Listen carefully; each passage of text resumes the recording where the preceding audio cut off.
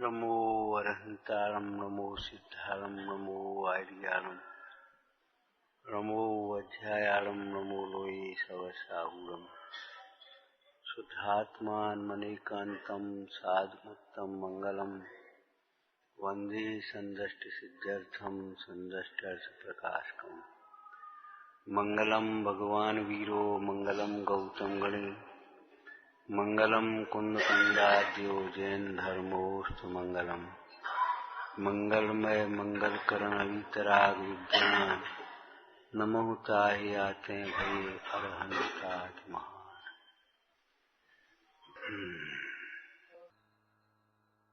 भगवान आत्मा परम ब्रह्म स्वरूप है। परम ब्रह्म, परम ब्रह्म परमात्मा, परम ज्योति गुणखान।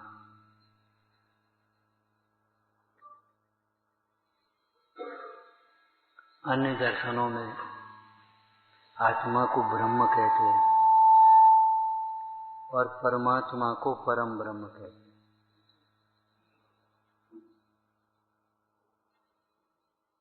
जैन दर्शन में आत्मा परम ब्रह्म स्वरूप है। आत्मा परम ब्रह्म स्वरूप है और आत्मा के आश्रय से ही परम ब्रह्म बना जाता है। आत्मा को स्वभाव से परमात्मा बताने वाला दर्शन जैन दर्शन है। जैन दर्शन का ये मूल सिद्धांत है। तो प्रत्येक आत्मा स्वभाव से परमात्मा है और स्वभाव की आराधना के द्वारा परमात्मा बना जाता है। कोई पराधीनता नहीं है कि हम संसार में रहें। कोई पराधीनता नहीं है हम दुखी हों। कोई हमें दुखी नहीं करता। अपना परम ब्रह्म स्वरूप परमात्मा परम स्वतंत्र दर्शन है। कैसा है भगवान का तीर्थ? भगवान ने क्या कहा?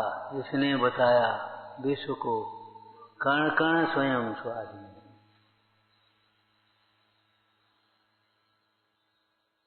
द्रव्य एक एक द्रव्य स्वतंत्र, एक एक गुण स्वतंत्र, सर्वथा नहीं। समझना, एक एक द्रव्य स्वतंत्र, एक एक गुण स्वतंत्र और उनकी एक एक परिणति स्वतंत्र। पहले चर्चा की थी। देश स्वतंत्र का मतलब क्या है? भारत देश स्वतंत्र है तो स्वतंत्र का मतलब क्या है? यहाँ के शासन प्रशासन में किसी दूसरे का हस्तक्षेप नहीं है। मैत्री संबंध तो है। स्वतंत्र देशों में भी मैत्री संबंध होते हैं। ऐसे दो द्रव्यों में निमित्त निमित्त संबंध हैं, उनका हम नकार नहीं कर रहे, लेकिन कोई हस्तक्षेप नहीं है, कर्तव्य तो नहीं है, कोई ऐसा प्रभाव नहीं है तुम ऐसा नहीं कर सकते। परतंत्र, पराधीनता नहीं।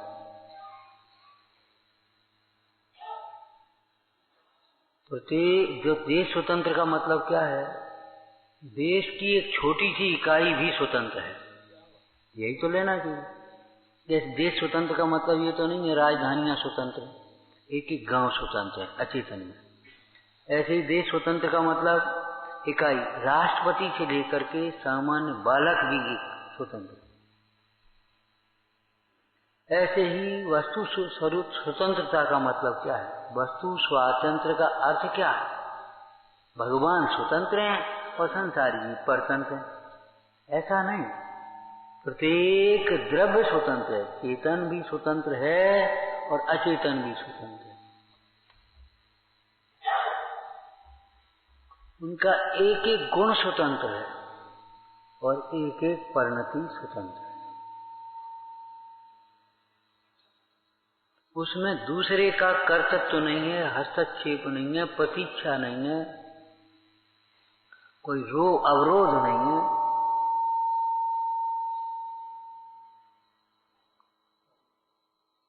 छायक सम्यक दर्शन हो गया चौथे गुणस्थान में।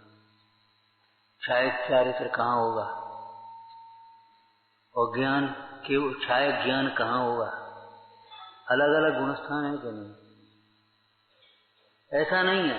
जब छायक चारित्र हो तभी छायक सम्यक दर्शन होता ही सम्यक छायक ज्ञान हो, ऐसा नहीं। सम्यक का तो ऐसा मेल है कि सम्यक दर्शन होगा तो सम्यक ज्ञान होगा, वही सम्यक चारित्र होगा। लेकिन छायक माने पूर्णता की ओर देखें तो छायक सम्यक हो गया चौथे गुणस्थान में, और छायक चारित्र हुआ 12वें गुणस्थान में, और छायक ज्ञान हुआ 13वें गुणस्थान में।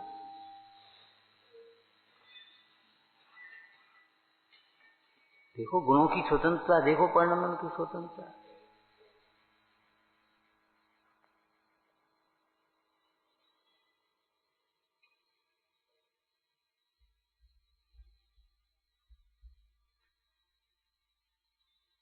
भगवान आत्मा परम ब्रह्म स्वरूप है, उसे किसी ने भगवान बनाया नहीं। अथवा हम दूसरे भी अर्थों में कहें, भगवान का अर्थ लोग स्वामी क्या समझते हैं। भगवान का अर्थ स्वामी, लेकिन वह किसी दूसरे का भगवान नहीं है, दूसरे का स्वामी नहीं है।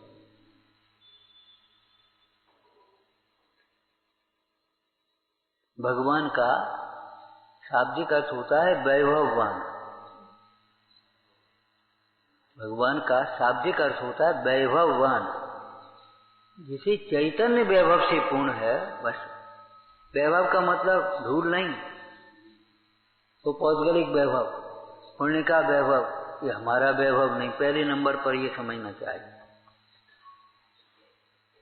ये बाहर का वैभव, सुख का कारण दुख का कारण, अच्छा के बुरा, ये तो सब बाद की बातें हैं। नंबर 1 की बात ये हमारा नहीं है।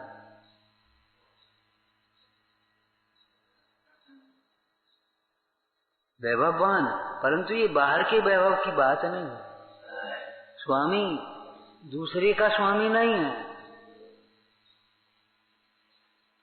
जो दूसरे का स्वामी हो तो उसका भी कोई स्वामी होगा, लेकिन नहीं, न दूसरे का स्वामी है और न इसके भगवान पने को कोई मिटाने वाला है। तुम्हें नहीं पूजना, पूजा नहीं करनी, मत करो। उन भगवंतों की पूज्यता पर इतना भी अंतर नहीं। पुजारी कम रह गए, पुजारी अधिक हो गए, कोई फर्क नहीं, निरपेक्ष है।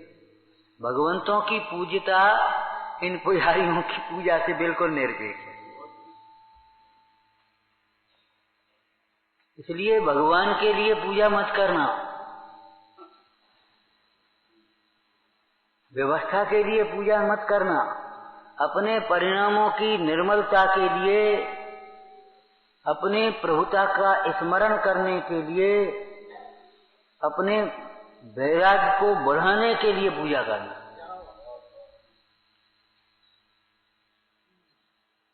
हमें नहीं आना कल से पूजा, हमको नहीं करना, मत करो, तुम्हारा नुकसान होगा, किसी का नुकसान नहीं।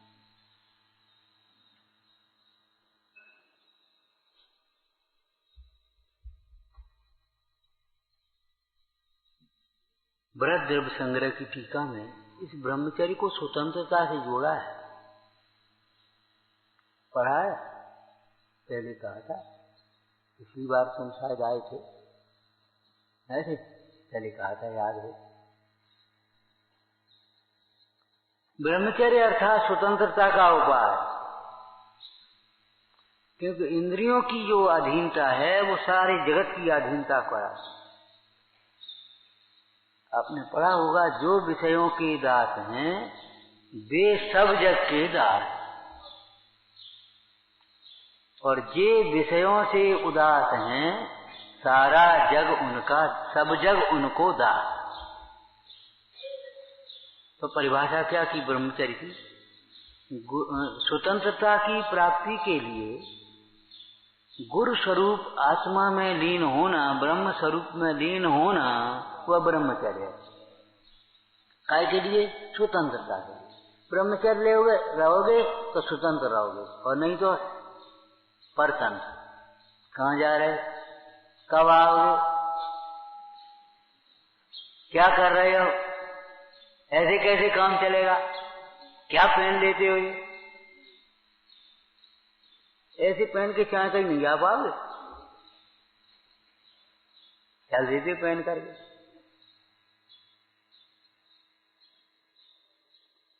ब्रह्मचर्य माने स्वतंत्रता का उपाय। ठीक बात है, जो अपने में संतुष्ट है वही तो स्वतंत्र होता है।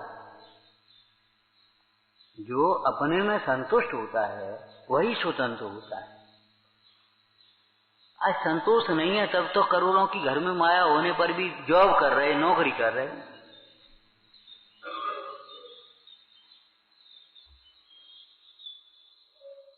वहां 18-18 घंटे काम करना पड़ रहा है, रात दिन माने कोई विवेक नहीं, खाने पीने का ठिकाना नहीं। अरे वो अपने घर से थोड़ी देगा, हम आपको बार बार समझा रहे, ये अच्छी चीज नहीं। जिन्होंने देना सीखा है, हमारी संस्कृति देने की है, लेने की नहीं है। आप चार को आजीविका दे सकते हो, समर्थ हो, ऐसा नहीं है।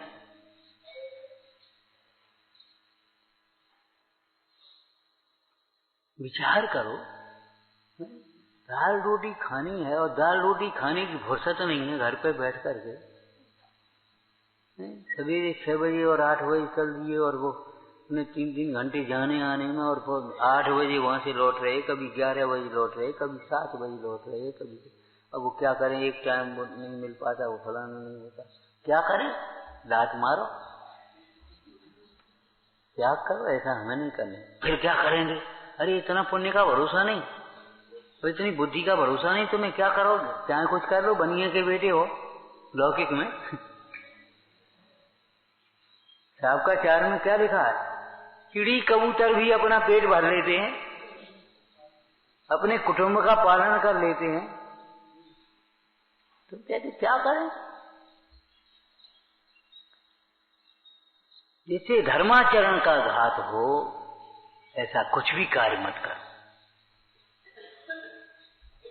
अध्यात्म की लाइन बोलोगे, जो आत्म स्वभाव के विरुद्ध है वह कुछ भी करने लायक नहीं। जो तुम्हारा स्वभाव नहीं है वो मत करो, बिल्कुल मत करो। लौकिक में भी एक बात कही जाती है, या को काम ताई को साजे, और करे तो मुगरा बाजे। नहीं सुना तुमने, हैं? एक कुत्ता था, धोबी के यहाँ गधा भी था। अब वो गधे को अपने घास पास डाल दे, कुत्ते की उपेक्षा करता था, डंडा मार देता था।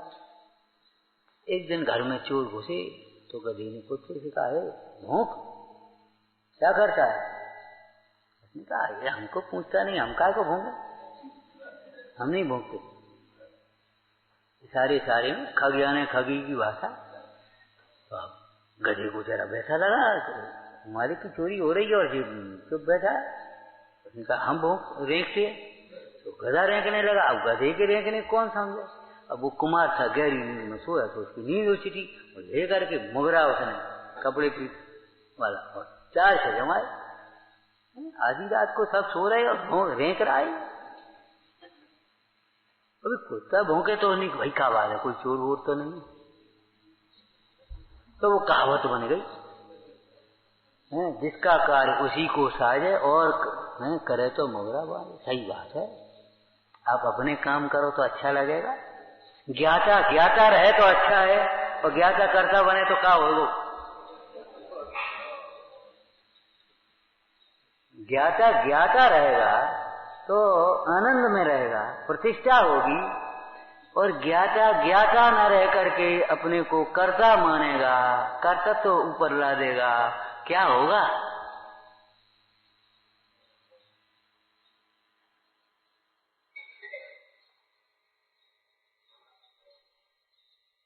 श्रावक हो, श्रावक जैसे कार्य करोगे तो प्रतिष्ठा होगी, शांति रहेगी। और मलेच्छों जैसे कार्य करोगे तो क्या होगा, पशुओं जैसी प्रवृत्ति करोगे तो क्या होगा?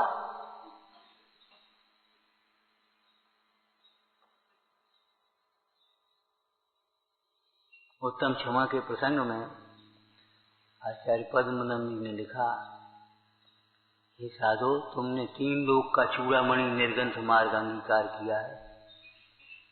अज्ञानी जो कुछ करते हैं सो करते, तुम्हें निर्गंथ होकर के क्रोध करना इससे तो नहीं है। अज्ञानियों का काम क्रोध करना स्वभाव नहीं है, लेकिन अज्ञानियों का काम क्रोध करना है। तो तुम्हारा काम समता रखना है। वे अपना काम करे, उन्हें अपना काम करने दो, तुम समता रखो, बस काम खत्म हो गया।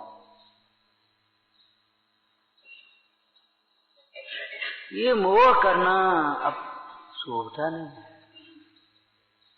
पड़ोसी के मकान को अपना मकान मानना, मैं हड़पने की नियत रखना, ये शोभता नहीं है।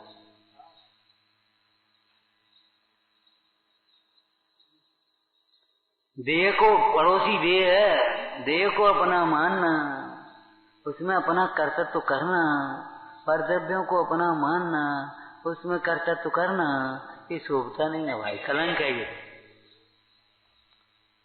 समझ गए? ब्रह्मचर्य माने बोलो स्वतंत्रता का उपाय, परम सुख का उपाय।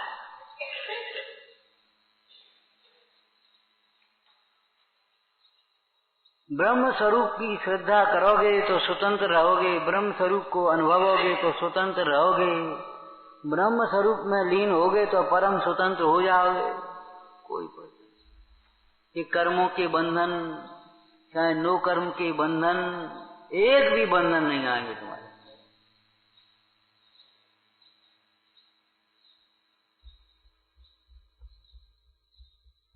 लौकिक क्षेत्र में भी बेड़ी कहते हैं, तन काराग्रह बनिता बेड़ी।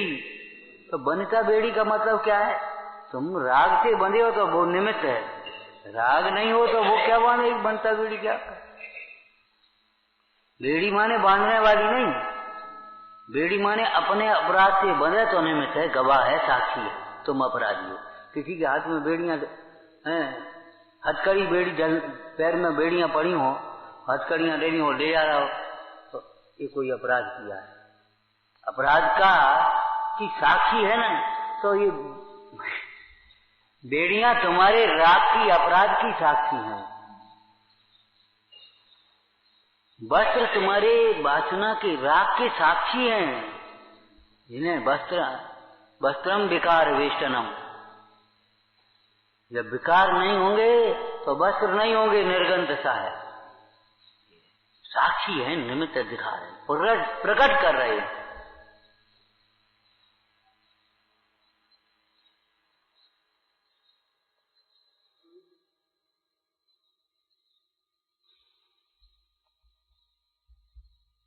स्वतंत्रता का उपाय है ये, अर्थात सुखी होने का उपाय। स्वतंत्रता माने सुख, परतंत्रता अर्थात सुख। तो परम सुख का उपाय है ये। इन भगवंतों को, इन मुनीश्वरों को देख करके यही तो सीखने की बात है, यही देखना है। दर्शन करे आए, करे आए, क्या दर्शन करे आए? एक स्तुति पढ़े आए, अर्घ चढ़ाया है, रोक दे आए। ये कोई दर्शन है? ये कोई दर्शन है? दर्शन करे आए, देखे आए, क्या देखे आए?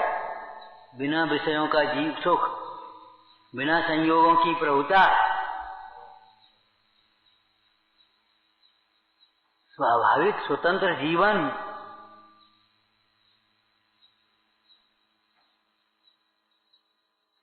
कल तो चर्चा की थी भैया, बिना विषयों के भी सुखी रहा जाता है। देखो,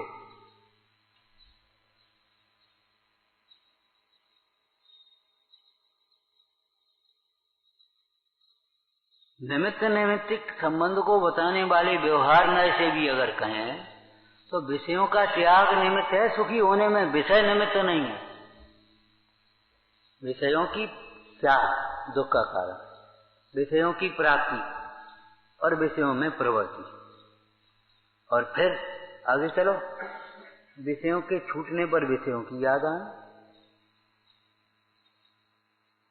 विषयों पहले तो अभिलाषा, फिर प्राप्ति, फिर उसमें प्रवृत्ति, और फिर भी छूटना, छूटेंगे ही, संयोग भी होगा, छूटना, और फिर उनका स्मरण होना।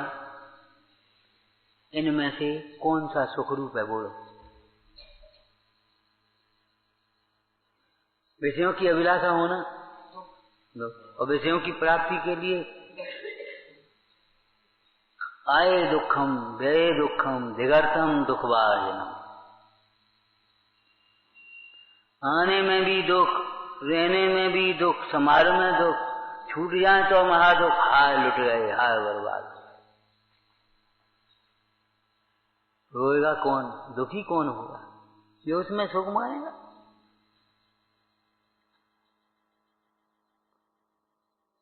जिसमें सुख की कल्पना होती है वह उसके वियोग में दुखी होगा, नियम से होगा, कोई रोक नहीं पाए।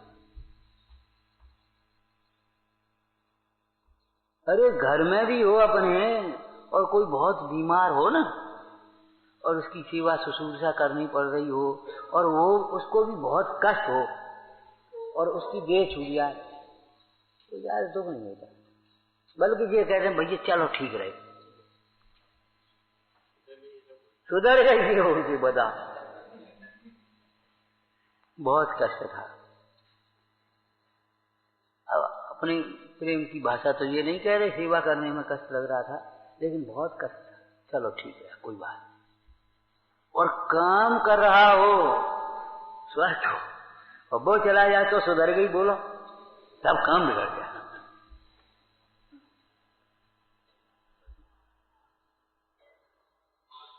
सुख की संयोगों में सुख की कल्पना ही वियोग में दुखी करती है। संयोगों में सुख की कल्पना अर्थात मोह, यही तो वियोग में दुखी करती है। अरे वियोग में दुखी करती है, संयोग को की कल्पना संयोग के काल में भी दुखी ही करती है, क्योंकि संयोग का परिणमन संयोग के काल में भी सर्व प्रकार से तो तुम्हारे अनुकूल नहीं हो सकता। सर्व प्रकार से अनुकूल हो जाए बिल्कुल नहीं होगा। उसमें भी दूसरे पदार्थ का दोष नहीं है, तुम्हारी कल्पना ही इतनी है, असंभव कल्पना, वो हो ही नहीं सकता।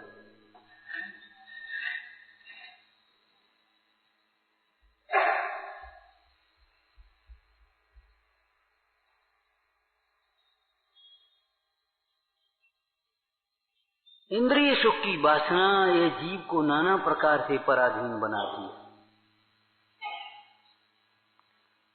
परिग्रह की चाह से नाना प्रकार से पराधीन होता है। अतीन्द्रिय सुख में तृप्ति ये जीव को स्वतंत्रता की ओर ले जाए। इंद्रिय सुख के लिए आपको कुछ चाहिए, सबसे पहले तो मोह चाहिए। उसमें एक सुख की कल्पना चाहिए, अगर कल्पना नहीं है तो नहीं आप कर पाओगे, कुछ नहीं कर पाओगे।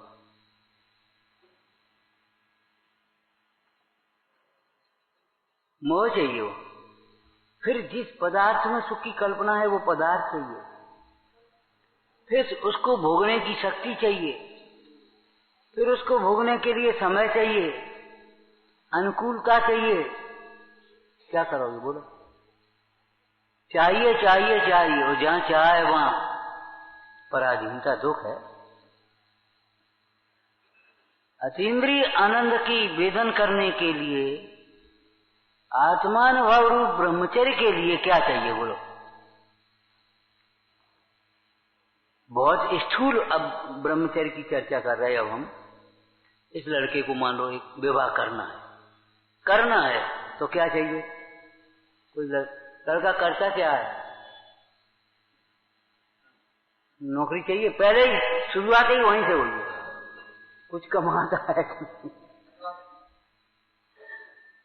पहले नंबर पर। सुनो, अभी एक लड़का बता रहे बहुत अच्छा लड़का है, तो करता क्या ये तो बताओ। तो कुछ नहीं करता, स्वाध्याय करता रहता, धर्म ज्ञान करता रहता है, किसी विवाह शादी में नहीं जाता, कुछ नहीं करता। भैया तो कहा करने, हमारी लड़की क्या करेगी? बोला कोई तैयार हो रहा है? अगर आप अपनी ओर से पहल भी करो, उस लड़की का विवाह कर, लड़की क्या करेगी? क्या करोगे विवाह करके? धर्म ध्यान करने दो उसको। वो तो महीना महीना चला जाता है सत समागम में, वो घर में भी रहता नहीं। वो आलू नहीं खाता, ये नहीं खाता, वो नहीं खाता, बाजार का तो छूता ही नहीं कोई चीज। रात में बिल्कुल पानी भी नहीं पीता। अरे भैया तो कहा करने, कहा को धर्म, ये चक्कर में फंसा रहे, चक्कर में फंस रहे। बोलो आप यही कहोगे कि नहीं कहोगे? मान लो विवाह करना है तो क्या चाहिए? घर चाहिए, आजीविका चाहिए, स्वास्थ्य चाहिए, राग चाहिए। कितनी पराधीनता है? कर्म पर्वसे शांति दुखे रंतदितोदय सुखे बीजे सुखे नास्ता दुखे बीजे सुखे नास्ता श्रद्धाना कांक्षणा सुखा। सम्यक दृष्टि जीव को उसमें सुख की श्रद्धान ही नहीं होता, उसका मन मानता ही नहीं है। ऐसे ही भजन आना मानने वाले, सो ज्ञाता मेरे मन माना, हम तो उसे ज्ञाता मान रहे हैं, हमारा मन मानता ही नहीं इनको हम ज्ञाता मान रहे, क्योंकि ये शरीर को अपना मानते हैं। इन्हें शरीर आत्मा का भेद विज्ञान नहीं है। हमारा तो मन नहीं कहता। तुम कहते हो ठीक है, बहुत बड़े विद्वान होंगे भाई, हम कुछ नहीं कह रहे, लेकिन ये देह को अपना मानते हैं, परदेवी को दुख सुख का कारण मानते हैं, परिग्रह में मूर्छित हैं। हमारा मन तो नहीं मानता है, हमारा मन तो नहीं मानता। सो ज्ञाता मेरे मन माना, जीवते ही है सांचे ज्ञानी। आदि आदि लाइनें हम इसलिए कह रहे हैं भाई,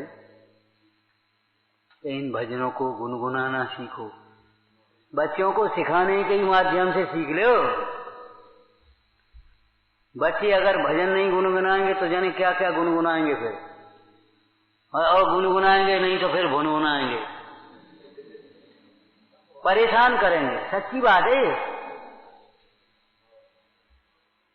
उनको टॉफी पकड़ा दी, अरे भजन पकड़ा दो। बेटा ये याद करके सुनाओ, 10 रुपया देंगे। रुपया कहाँ जा रहे? रुपया तो घर के घर में है। लोग से ही सही, कोई बात नहीं। ये पाठ याद करके सुना, 20 रुपया देंगे आज तो। कंठपाठ योजना चला देते ना, समाज में चलाते, घर में ही चलाओ। पहले घर में चलाओ, घर में।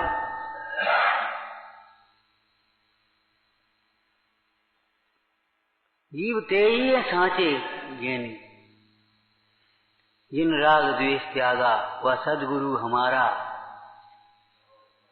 माने कैसे कैसे, माने हम नहीं मान सकते चाहे किसी को, तो विचारना कि ब्रह्म माने करने, जहां विवाह करने की बात आई तो कितना करना करना करना करना आ गया, कितनी चाह, कितनी फरमाइशें आ गई। घर चाहिए, आजीविका चाहिए, स्वास्थ्य चाहिए, समय चाहिए, शक्ति चाहिए, अकल चाहिए, और कितना एडजस्टमेंट चाहिए, कितना दबाना पड़ेगा आपको, कितना एडजस्टमेंट। और ऐसे ऐसे लोग व्यवहार आपको सहन करने पड़ते जो आपका बिल्कुल मन नहीं कहता, वो जाना पड़ रहा है। क्या करें, मजबूरी है। वो साहब वो फलाना नहीं रहा, वो फलाना नहीं रहा, वो अब जाना है। बिल्कुल अपने पास समय नहीं है, शक्ति नहीं है, तबीयत खराब है, लेकिन कुछ भी हो वो जाना है।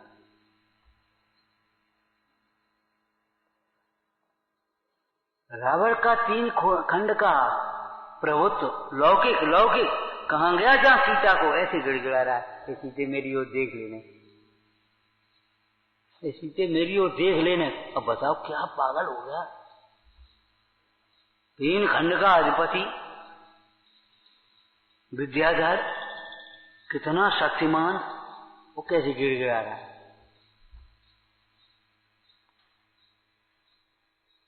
इसलिए ये ब्रह्मचर्य को स्वतंत्रता और सुख से जोड़ना। लेकिन जो ब्रह्मचर्य परम स्वतंत्रता रूप है, परम आनंद रूप है, वह ब्रह्मचर्य कोई कल्पना नहीं है अज्ञानियों की। बस शादी नहीं करी तो ब्रह्मचारी हो गए, अब शकल देखो तो बिगड़ रही है, ने कहू ने कुछ नहीं पूछी सो मुंह खराब कर लो।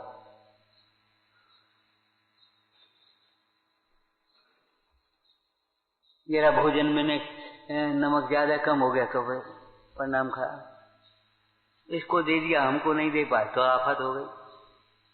ये कोई ब्रह्मचर्य नहीं है, ये सारे के सारे अब्रह्म हैं।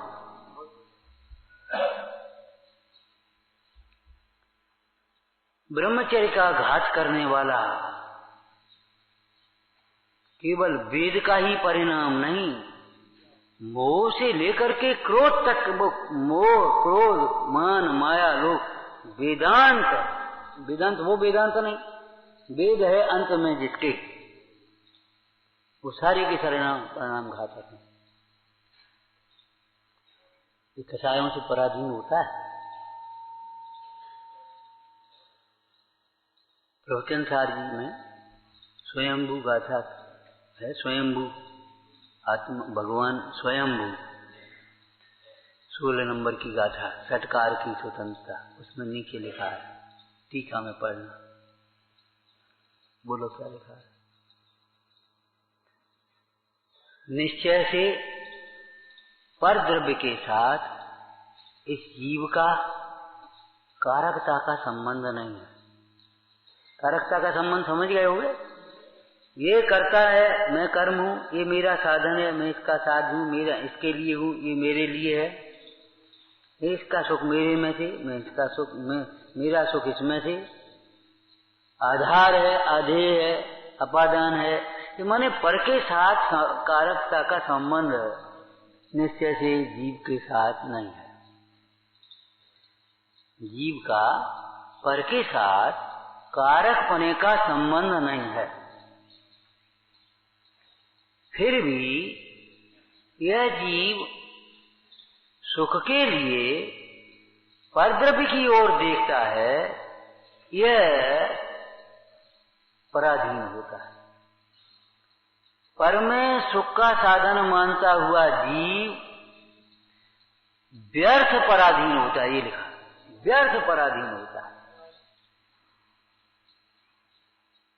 फिर अपने स्वतंत्र दो ही जने, वारे वाह, दो ही जने स्वतंत्र हो सकते हैं। अपने आराम से चाहे कहूं चले जाओ, आराम से चाहे कहीं नहीं जा पाओगे, बिल्कुल नहीं।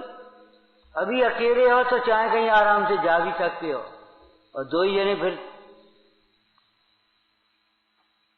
अभी आपको जो निर्णय लेना है, आप अकेले हो, और फिर सलाह करनी पड़ेगी, पूछ करके बताएंगे भाई।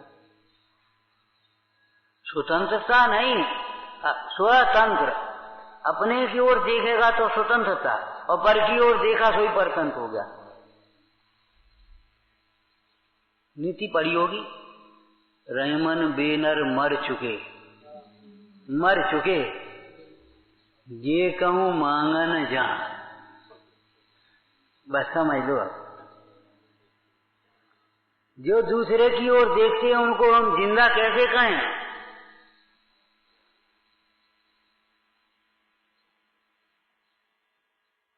हो गए बस, जहां हृदय में अभिलाषा हुई, दुखी हो गया। रावण को किसी ने दुखी, आत्मा की बात तो अलौकिक है, लेकिन बाहर में भी 3 खंड का वैभव, हजारों रानियां पूरी जहां की तहां थी, वो एक आध कम तो नहीं हो गया कुछ? एक आध अंगूठी भी गिर गई हो कहीं तो बता। रावण का जितना भी उसका वैभव था बाहर का, वो अभी कम तो कुछ नहीं हुआ, और भयंकर दुखी है।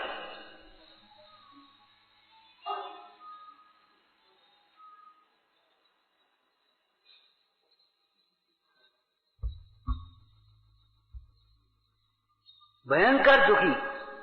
बोलो क्यों? किसने दुखी किया? उसकी ही वासना ने। वो अपनी वासना से ही तो दुखी है। दुख का कारण सीता है नहीं, दुख का कारण और कोई है नहीं, और कोई प्रतिकूल नहीं हुआ उसको।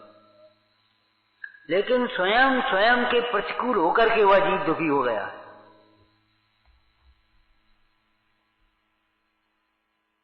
इच्छा दुख का लक्षण है। इच्छा कहो, चाह कहो, अभिलाषा कहो, वांछा कहो, एक ही बात है। जहां ये जीव ने पर की ओर देखा, समझ लो बस मरण।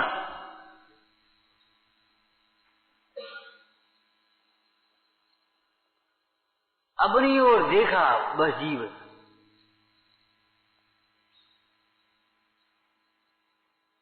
जीव सत्ता की ओर से देखा जाए दार्शनिक क्षेत्र में तो सभी जीव हैं, लेकिन ध्यान रखना मिथ्या दृष्टि को क्या जीव कहें, क्या जीव कहें? जो स्वयं को जीव नहीं माना उसको क्या जीव कहें? जो स्वयं को ही जीव नहीं अनुभव रहा उसको जीव कहें? करोड़ों की माया हो, न भोग सकता हो, न दे सकता हो, चौकीदार की तरह उसको रखाए बैठा है, उसी में उधेड़ बिन में लगा है। बता, उसको धनी कहेंगे हम? थोड़ा भी समझदार होगा तो क्या कह देगा?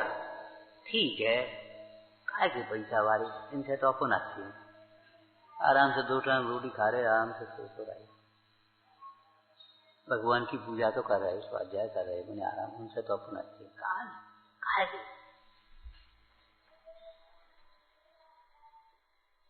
ऐसे ही काय का जीव है वो जीव है।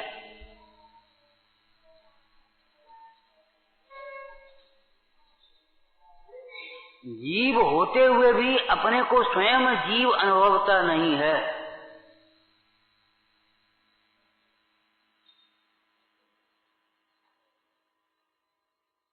कैसा जीव? भजन की लाइन है, आप पढ़ते हो, कैसा ज्ञानधारी रे, ये जानता है ये चौकी है, ये जानता है ये बच्चा है। और देखो उसमें भी कितनी विपरीतता कि बच्चा कुछ समझता नहीं। हम कह रहे बच्चा तो कुछ नहीं समझता, तुम तो विपरीत समझते हो। होश है तुम्हें? नहीं चलने वाला फायदा में है कि विपरीत दिशा में चलने वाला फायदा में? बोलो। 2 व्यक्ति हैं, एक को बेचारे को रास्ता नहीं मालूम और कोई बताने वाला भी नहीं है, और वो बेचारा बैठ गया, नीचे कोई आदमी निकले तो हम पूछ लें तब चलें, बैठ गया वहीं। और एक उसने कहा वाह, बैठे बैठे क्या करें, चलो अपन तो देखेंगे, और वो विपरीत दिशा में चल रहा है। अब बताओ कौन ज्यादा?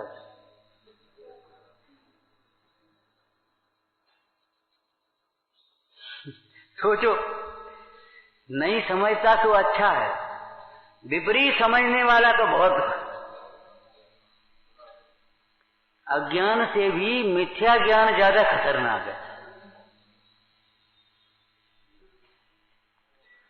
और ध्यान रखना, बच्चा नहीं समझता ऐसा मत समझ बैठना, वो भी समझता है, विपरीत ही समझता है। बच्चा तो तुम्हारा ही याद है,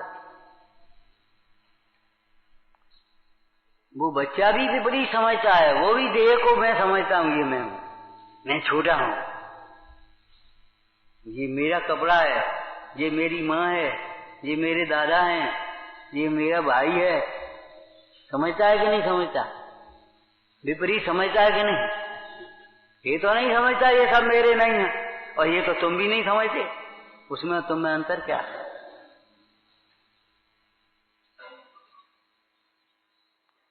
शरीर बड़े हो जाने से कोई बड़ा थोड़ी हो गया। भेद ज्ञान होने पर जन्म समझना चाहिए। भेद ज्ञान हुआ, अब जन्म हुआ, ये समझो।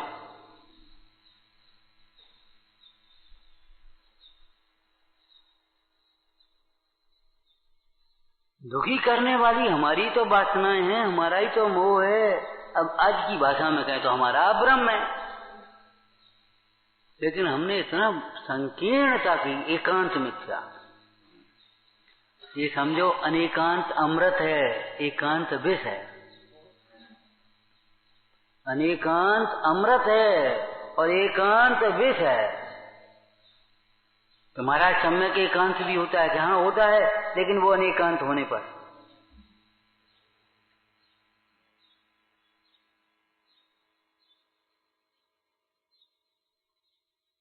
हमने अब ब्रह्म की विरोधी एक कसाय मान ली, क्षमा की विरोधी एक कसाय मान ली।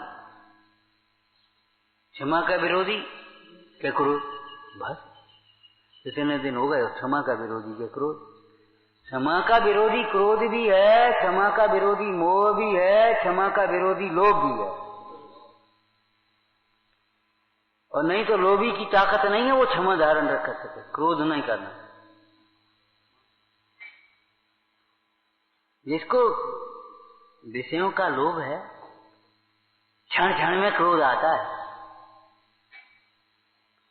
अरे हम क्या कहें भैया, धर्म क्षेत्र में भी थोड़ा सा लोभ भाव आ जाता है तो कितने क्रोध के प्रसंग बनते।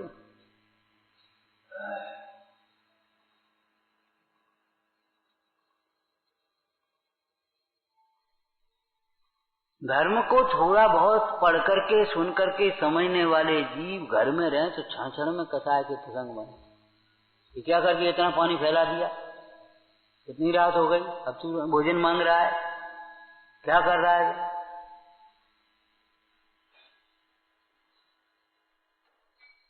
भाई जहां विचार करो, क्षमा का विरोधी अकेला क्रोध नहीं है, मोह से क्रोध।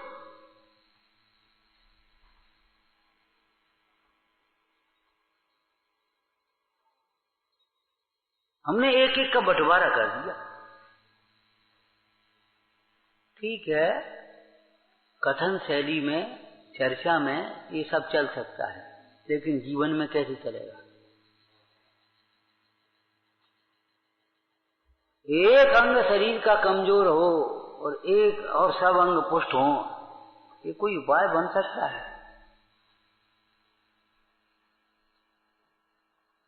क्षमा के लिए भी सारी कसायों को जीतने की बात है। क्रोध भी अज्ञान भाव है और अब्रह्म भी अज्ञानमय भाव।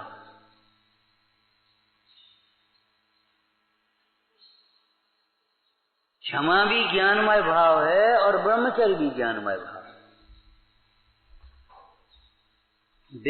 देह को अपना मानने वाला जीव केवल विवाह न करके, अथवा चलो पंचेंद्रियों का भी के विषयों का भी स्थूल रूप से त्याग करके,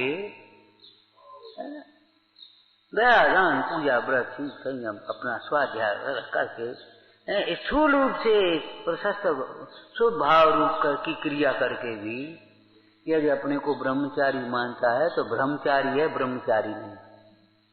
भ्रम हुआ है तो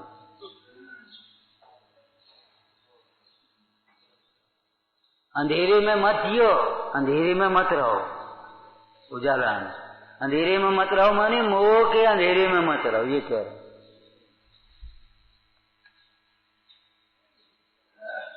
ब्रह्मचारी देहाश्रित कर क्रिया आपको मानत शिवमगचारी रे, कैसा ज्ञानधारी है, आपा नहीं जाना तूने कैसा ज्ञान। निज निवेद बिन सकल परिचय, कही विफल जिन सारी रे। आत्मा के अनुभव के बिना तुम खूब परिचय सहन कर लो, नरक के भय से, स्वर्ग के लोभ से, प्रतिष्ठा के लोभ से, ज्ञान के लोभ से। भैया तुम सीखना है कभी, चलो खूब आदमी सब सहन करो, सहन करने। अब पढ़ाई करने अपन को सब सहन करने, भैया अपन को नौकरी करने सब सहन करने। कर लो सहन, कुछ नहीं होना।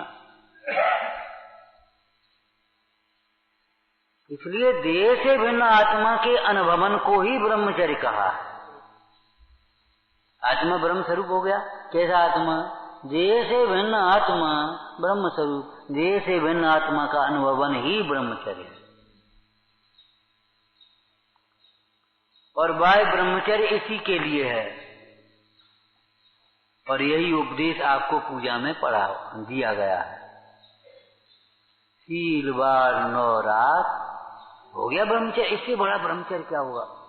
अगर कोई 9 वारों की पालन करने वाला मिल जाए, हम करीब बाहर में, तो बहुत समझियो आज के समय में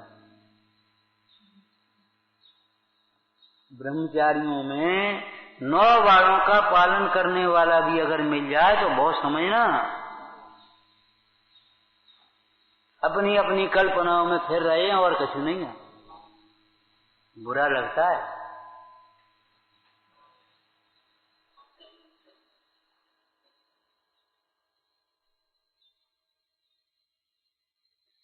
जो मदिरा का त्यागी है उसे मदिरा की गंध नहीं सुहाती। गंध, मदिरा पीने वाला पास में बैठ जाए तो उसको आफत है। उसका बस चलेगा तो उठ करके बस चला जाएगा। अब बिल्कुल रिजर्वेशन की भरी गाड़ी बैठी है, टीटी सर हमारी सीट बदल दो। भाई अब हम क्या कर सकते हैं, बोलो अब तो बहुत बैठा भला चला जाए, लेकिन सिर दर्द करने लगा उसका। क्या समझते हो? ब्रह्मचारी को इन लौकिक जीवों की संगति अच्छी नहीं लगती, सुहाती नहीं है। कहां पड़े, क्या हो रहा? 9 बाणों का पालन करने वाला भी मिल जाए तो समझ लो बहुत है। ये 9 बाणों के पालन पूर्वक ये ब्रह्मचर्य जो होता ना, ये द्रव्य लिंग है ब्रह्मचर्य का।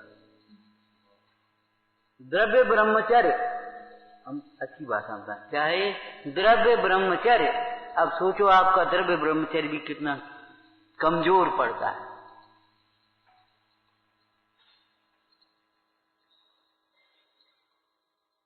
मन कैसे लग जाता है? अब मैं घर में रह रही, अब वहीं टीवी चल रही, वहां वो चल रहा हूँ, वो चल रहा हूँ, मैं घर रह रही। मन कैसे हो जाता है? अंदर से इंद्रिय सुख की वासना नहीं छूट पाती, इसलिए ये सारी बातें होती। क्या करके वहीं बैठ गए, क्या खड़े खड़े बातें करने लगे।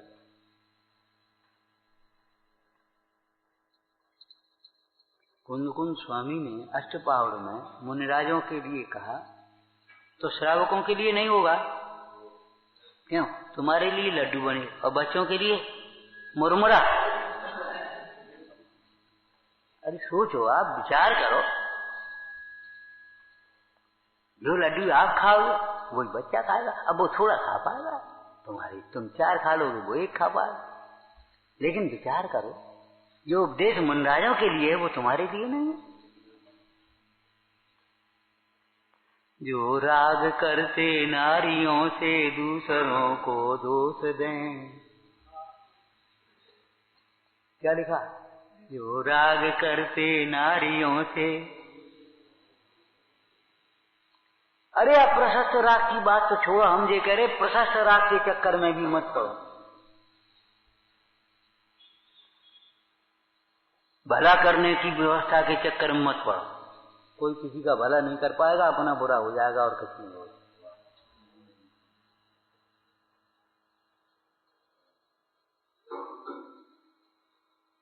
कैसे लिखी? लिखी नहीं होती तो ये समझो हमें कहना भी मुश्किल कर देते आप लोग।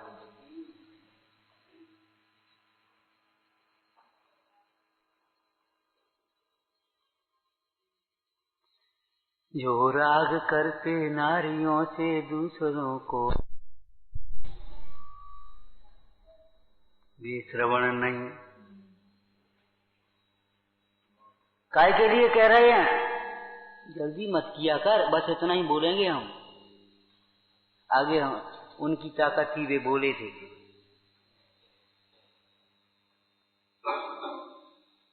माँ 2 चांटे लगाएगी कोई बात नहीं, तुम ऐसे उंगली मत दिखाइयो, नहीं तो माँ से लड़ाई और होगी हमारे बेटे को। तो भाई साधना के लिए अंतर में वात्सल्य चाहिए। जो राग करते नारियों से दूसरों को दोष दें, वे श्रवण नहीं। काय के लिए? श्रवण बनाने के लिए, स्थितीकरण करने के लिए कहा हे साधो। और दूसरी गाथा में तो क्या लिखा? उनका विश्वास करके जो पढ़ाते हैं, करते हैं, धरते हैं, ये लिखा है। दूसरी गाथा भी पढ़ी होगी, अष्टपहर में से पढ़ना। भैया ब्रह्मचर्य खेल है तो खेल, लेकिन स्वच्छंदता के लिए अवसर कुछ नहीं है, ये समझ लेना। शील बाग नौरा, ये द्रव्य ब्रह्मचर्य। लेकिन इतने ब्रह्मचर्य से ब्रह्म कहाँ आ गया इसमें? क्यों भैया 9 वालों की चर्चा करोगे? पर्याय ने कहा 9 वालें पढ़ो, उसमें ब्रह्म कहाँ आया? पियथल बास, इसमें ब्रह्म कहाँ आ गया? स्त्रियों के जहाँ आवास है, जहाँ उसका निकट की है, निकट में नहीं रहना, प्रेम रुचिरखन नहीं, उनकी ओर हंसे सो फंसे, ये समझ लेना। हंसे सो फंसे, तो आंखें चढ़ाए रहना, तिरस्कार करना, ये नहीं कह रहे। प्रेम रुचि निरखन, उस राग की दृष्टि से नहीं देखा।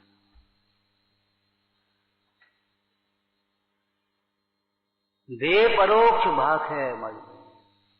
अब परोक्ष में तो मोबाइल चल गए आज, नेट मजान कितने अनर्थ के कारण हो गए। अभी हम चर्चा कर रहे थे तो आ गई, बोले देखो अंग्रेजी भाषा आई है तो भाषा अकेली थोड़ी आई है, संस्कृति आई है पूरी। अकेली भाषा नहीं आई, अकेला कोई आ ही नहीं सकता। यदि कोई बीमार व्यक्ति आया तो उसके साथ उसके बैक्टीरिया भी आ जाएंगे। अगर बीमार व्यक्ति आ गया तो उसके साथ बैक्टीरिया भी आ जाएंगे उसके। क्या समझते हो? तुम आए तो तुम्हारे साथ उसका राग भी आ जाएगा। जबरन अग्नि के पास घी होगा तो पिघलेगा, भले वो पता नहीं पड़ पाए 2 मिनट में, 2-4 मिनट में पता नहीं पड़ेगा। अग्नि के पास रख दो और 2-4 मिनट में कुछ नहीं मालूम पड़ेगा ऊपर से, लेकिन नीचे से पिघलना चालू हो गया उसका। और अगर तुम्हारा 10-20 मिनट रखा रहा, पानी हो बिना रहेगा नहीं। इस निमित्त नैमित्तिक संबंध को भी बहुत गंभीरता से लेना चाहिए। हंसी में मत उड़ाओ इस व्यवहार को। इस व्यवहार को साधन कहा है, हेतु नियत का होई, सहायक कहा है, निमित्त कहा है। हंसी में मत उड़ाओ। इसे क्या हो जाएगा, इसे क्या होता है? अब हम क्या करें? थोड़े दिन करके देख लेना, उसके बाद हमें बताना क्या होता है। तुम खुद बता दो, तुम्हारी शकल बता रही क्या होता है। हम क्या करें? वो मालाएं लगी थी वो तुम्हारी बेदियों पर, तो प्रतिमा यहाँ विराजमान है, यहाँ शीशा लगा, तो यहाँ माला लगी थी, तो हमने इसको हटा दो, या तो ऊपर लगा भैया बंधनबाज की तरह। अब बस वो का दोष है, का बात है, का दोष है, का बात है, ये कसाय हो रही, ये दोष है सबसे बड़ा। होश है तुम्हें कुछ? अरे दोष कौन बता रहा है? ये कह रहा है ये यहाँ तुमने लगा दी शीशा पर और यहाँ प्रतिमा है, तो ऊपर कर दो या तो। अब तो क्या दोष होगा? माने हमने लगाई है, हमारी कभी इंसल्ट हो गई। अरे पागल हो रहे, समझ में नहीं आ रही क्या होता है, क्या दोष है? आज तुम्हारा उपवास है, बढ़िया घर के अटपेरा दूध वगैरह के सबके पेड़े बना दिए, का दोष है इनमें? अरे भैया आज हमारा उपवास है और का दोष का हो? तो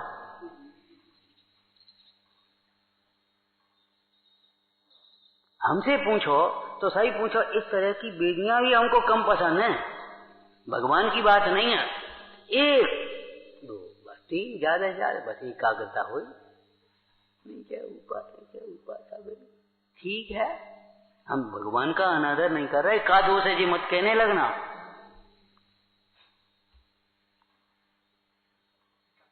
एकाग्रता, एक के आश्रय से, एक अव्यवस्था की दृष्टि से दो धातु की प्रतिमा हो गई, बस हो गया हमारा। हम कहते हमारा मंदिर इतना सरल है, धर्म भी इतना सरल ही है हमारा, तो न हमें चंदा की जरूरत, न काऊ की वो देखने की जरूरत। अरे हम और हमारे भगवान जानो क्या जरूरत हो गई। भगवान वीतराग हैं और हमें वीतराग होना है। नहीं आई समझ? यहां में माला मंचन की जरूरत क्या है? भगवान वीतराग हैं और हमारा स्वरूप भी वीतराग है और हमें वीतराग होना है। अब कहां से ये बीच में तमाम ढेर आ गया, और इस ढेर का कहीं अंत नहीं है। वीतरागी को वीतरागी बने रहने दो, वीतरागी को वीतरागी बने रहने दो।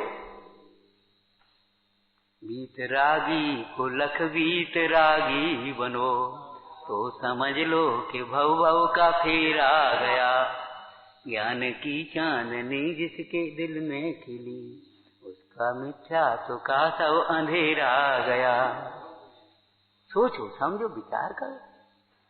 हम का दोष है हमें पूछने? अरे का पूछने का नहीं, बन कितना कहा, क्या कहा, इतने की उतने। एक तो ये बीच वाले तमाम गड़बड़ करते, तो पंडित जी को पंडित जी ने हटवा दी, पंडित जी ने फलाना किया। अरे सुनो, उसका अभिप्राय ये बीच में ऐसी लगी, हमने कहा हुआ तो ऊपर कर दो या इनको अलग रख दो, तो क्या दोष है? ये तुम्हारी परिणामों में विकृति कथा आ रही, ये दोष है। अच्छा लगता है, अरे अच्छा तो अच्छी तो वीतरागता है। तुम्हें वीतरागता अच्छी लगती कि नहीं ये बता दूंगा। तुम्हें सादगी अच्छी लगती है कि नहीं लगती?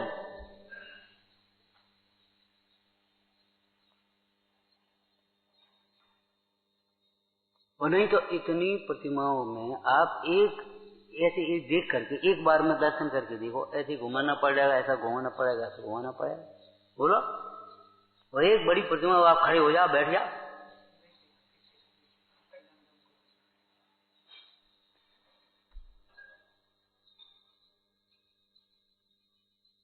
अरे भाई तो साहब क्या करें? अरे कुछ मत करो, जो बात है समझने की है समझो। तो साहब हटवा दें कि लगवा दें? अरे हटाने लगाने की बातें नहीं चल रही है। भगवान प्रतिष्ठित हो गए, मेरी प्रतिष्ठित हो गई, बड़े आनंद से किया।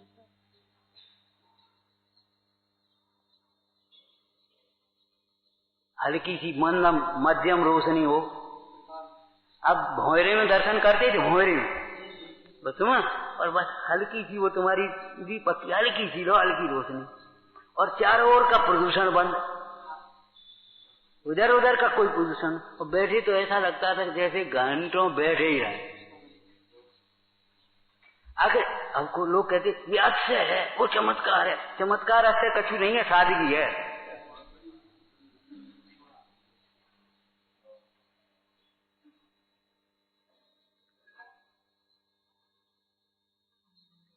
उतनी ही रोशनी करो जितने में दिखे।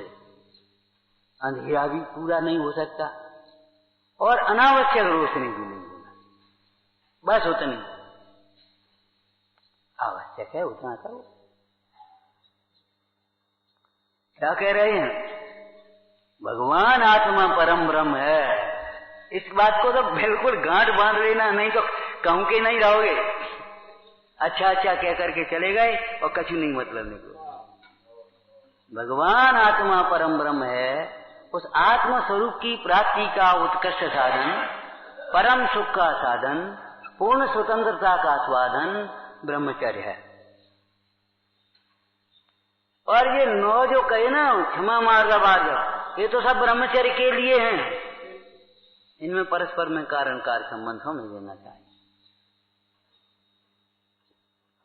अकेला हो गया अकिंचन, त्याग का फल अकिंचन, अकिंचन का फल अब क्या करो? अपने स्वरूप में ली। जहां विषयों की गुलामी आई, विषयों में सुख की कल्पना आई, समझ लो बस पराधीन हो गए। कल कहा था ना, फिर आप अपने बारे में सोच ही नहीं पाओगे।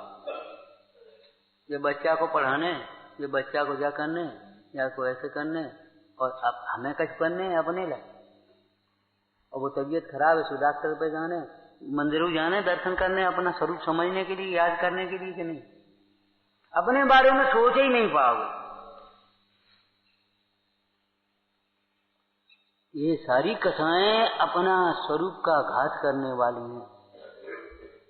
जब अपने बारे में सोच ही नहीं पाओगे, फुर्सत नहीं मिलेगी, तो बताओ घात तो हो ही गया। घात माने प्रकट न होना, घात माने प्रकट न होना। यही तो कहा था, जल्दी अगर आप उठोगे तो आपको अपने लिए भी थोड़ा बहुत समय मिल सकता है, और देर से उठोगे तो काम तो सब काम करने ही पड़ेंगे।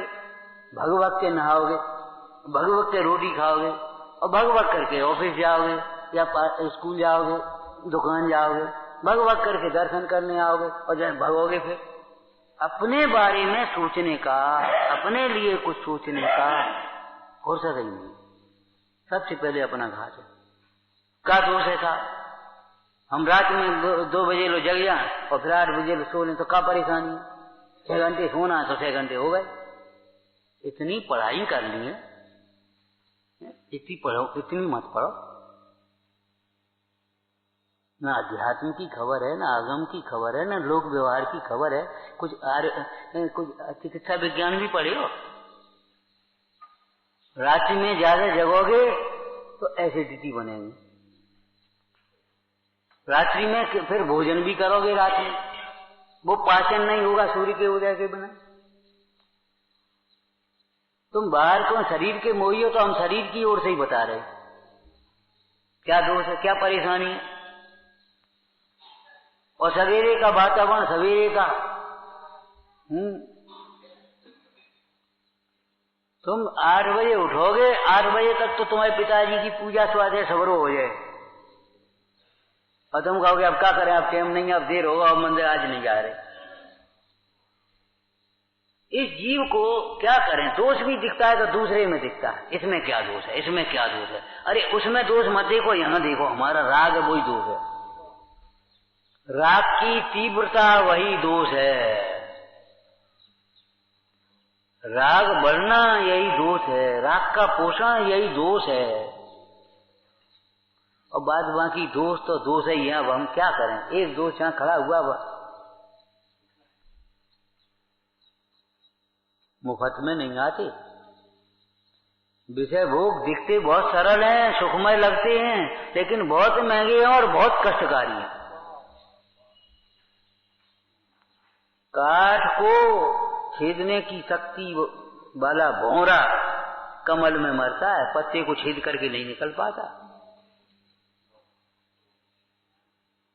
इसमें ब्रह्मचर्य अनुव्रत की एक कथा है धर्मामृत में। धर्मामृत में सम्यक की कथा है, सम्यक की और सम्यक के 8 अंगों की और 5 व्रतों की कथा है। तो उसमें ब्रह्मचर्य अनुव्रत की कथा है। राजा का राजकुमार, विवाह हो गया। बसंत अपनी क्रीड़ा करने के लिए उद्यान में राजा लोग चले जाते, जंगल में, बाग में, वहां पेड़ के नीचे अपने बैठा। स्त्री सो गई, उसकी पत्नी सोचा चलो घूम के आए, उसको वहां लिटा दिया और घूमने चला गया। तो एक सेनापति अपनी स्त्री के साथ बैठा था और वो तीर चला करके वो पेड़ से फल तोड़ करके उसको दे रहा था। तो उसको बड़ा अचंभा लगा, बोली ये विद्या सीखने लायक है, ऐसी धनुर्विद्या सीखने लायक है। लग गई धन, और वो स्त्री को वहीं छोड़ करके सोता हुआ और चल दिया आगे। जा करके पहुंचा और उसने सीखा, और सीख करके वो पूरी कथा आप पढ़ लेना।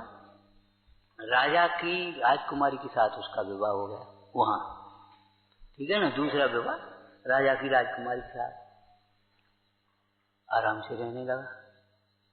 थोड़े दिन में उसको समाचार मिला तुम्हारे राज्य पर किसी दूसरे पड़ोसी राजा ने आक्रमण किया है, वो बड़ी सेना है उसकी, मुश्किल है। चल दिया अकेला अपनी स्त्री के साथ। उन्होंने कहा राजा से पूछेंगे, ये मना करेंगे, तमाम देर लगेगी। चल दिया। रथ में बैठा और पत्नी भी साथ में जा रही है और राजकुमार भी साथ में जा रहा है। जंगल में पहुंचे तो भील मिल गई। भील ने वो स्त्री देखी है, बोले देखो हमें तुमसे कोई लड़ाई नहीं है, ये स्त्री हमको दे दो। ये तो हम लोगों की सरदारों के भोगने की चीज, तुम क्या बकता है। युद्ध होने लगा। युद्ध होने लगा तो भील की शक्ति के आगे जंगल उसी का जगह है और उसी की में तो बेचारा थोड़ा सा कमजोर पड़ने पड़ा। वो राजकुमार थोड़ा कमजोर पड़ने पड़ा। ऐसा लगा कि अब जीतना मुश्किल है। स्त्री ने देखा ऐसा लगता है पति का जीतना मुश्किल है और पति के मतलब मरण के बाद मेरे ऊपर ये बलात् प्रयोग करेंगे, मेरे शील भंग की चेष्टा करेंगे। इसलिए उतर करके रथ से वो उतरी और उतर करके ऐसे चल दी जंगल की ओर। समझ में आया ना? वो स्त्री ऐसे चल दी और उस स्त्री को देखने में लग गया कौन? वो भील सरदार ऐसे, और तब तक उसने तीर मारा, गले में लगा मार। ये तुम्हारी भोगों की वासना है, हमारी शक्ति को छीन करती है। शक्ति का घात करता है, पुण्य का घात करती है। धर्म के घात की बात तो अलौकिक है। कुछ आयुर्वेद भी पढ़ ले तो आप पता पड़ जाए आपको, ये जो विषयों की जो प्रवृत्ति है वो धातुओं को छीन करने वाली है।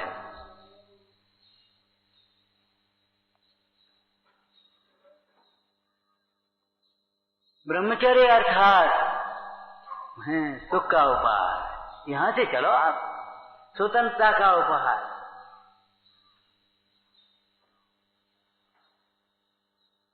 शील बाढ़, उसके लिए ये शील बाढ़ हैं। अब इसमें ब्रह्म कहां से आ गया जब बताओ? स्त्रियों से भाषण करना, गरिष्ठ आहार नहीं करना, स्त्रियों से भाषण नहीं करना, स्त्रियों के संघर्ष संसर्ग में वहां नहीं रहना है, और क्या नाम, गरिष्ठ आहार नहीं करना, भरपेट भोजन नहीं करना, श्रृंगार नहीं करना। इसमें ब्रह्मचर्य कहां से आ गया बोलो? अभी ब्रह्मचर्य तो नहीं आया ना।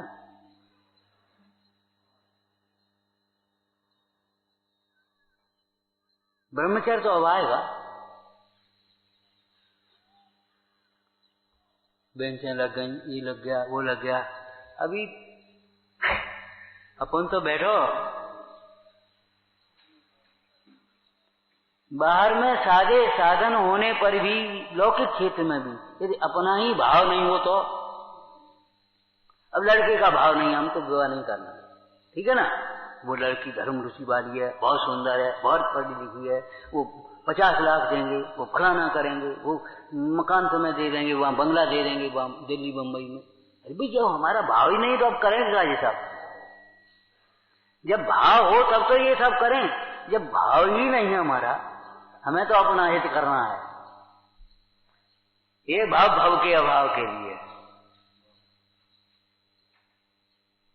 अब ये बताओ, ये बाहर की तमाम लोभ लालच करेंगे क्या? करेंगे क्या? हमें कुछ नहीं कर पाएंगे।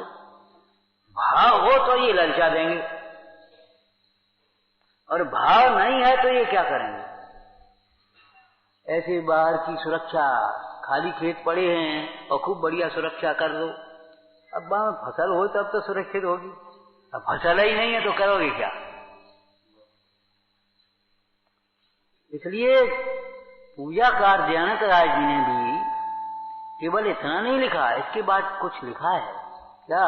शील बाढ़ नौरा ब्रह्म भाव, ब्रह्म भाव ये ब्रह्मचर्य है। और वह ब्रह्मचर्य का निमित्त होने से उसे व्यवहार ब्रह्मचर्य ब्रह्मचर्य कहते हैं। क्या कह रहे हम? जब तक उस ब्रह्म भाव को नहीं देखो, देखते ही नहीं रहो, तृप्तता नहीं आए, तब तक ब्रह्मचारी मत मान बैठना, ब्रह्म से संतुष्ट मत हो जाना, कहीं भटकना भी नहीं और अटकना भी नहीं। आप हमें ब्रह्मचर्य दे दो, हमारे पास है तुम्हारा ब्रह्मचर्य, तुम्हारा ब्रह्म स्वरूप तुम्हारे भीतर विराजमान, तुम उसे 9 बार लगा करके देखो।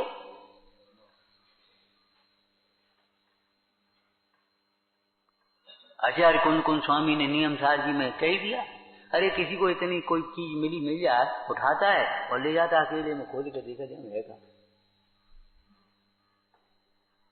है। है, गुप्त रह जाओ भोगता, ऐसे ही बस समझ लो। जितने बच पाओ उतने बचो। विषय कसाय पाप हैं, विषयों में लीन जीव निस्तारक कैसे हो सकते हैं? इसलिए इनकी संगति भी भली नहीं है। सच्ची बात तो यही है, हितकारी तो यही है, संगति से भी जितना बच पाओ। हम कहते हैं चेल क्या नाम चंदन वाला वहां आर देने खड़ी हुई, तो सेठानी कहीं दूसरे घर चली गई। सेठ जी आए तो वे लोहार को बुलाने गए थे उसके कटोरे, वे लौट नहीं पाए और उनका हार भी हो गया, वे चले गए।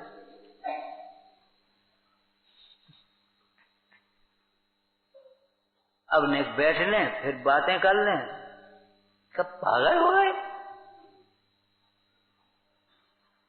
धर्म चर्चा, अरे धर्म चर्चा बस उतनी बहुत है, दवाई उतनी बहुत है।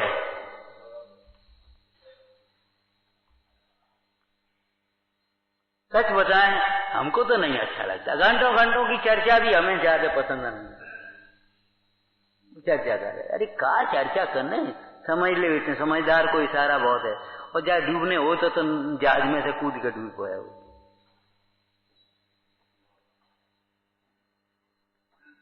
स्वतंत्रता की प्राप्ति के लिए क्या सुंदर परिभाषा की, स्वतंत्रता की प्राप्ति के लिए ब्रह्मचारी स्वतंत्र है और विषयों के में सुख मानने वाला जीव अनेक प्रकार से परतंत्र है, कदम कदम पर परतंत्र। उसको पैसा चाहिए, पैसा के लिए फिर व्यापार चाहिए, उसके लिए ये चाहिए, फिर उसके लिए वो चाहिए। विषय क्या दावा नल, दावाग्नि है ये। विषय क्या दावा नल दहो, मरत विलाप करत दुख सहो। इसलिए उत्तम पुरुष तो वे ही हुए हैं, भोगों को नहीं स्वीकार किया, दूर ही से प्रभुवर छोड़ दिया, हो बाल यति दीक्षाधारी। मैं करूं भावना, वंदना के साथ भावना, अभावना के साथ पुरुषार्थ, अकेली वंदना नहीं। वंदना काय के लिए, वंदे तद्गुण,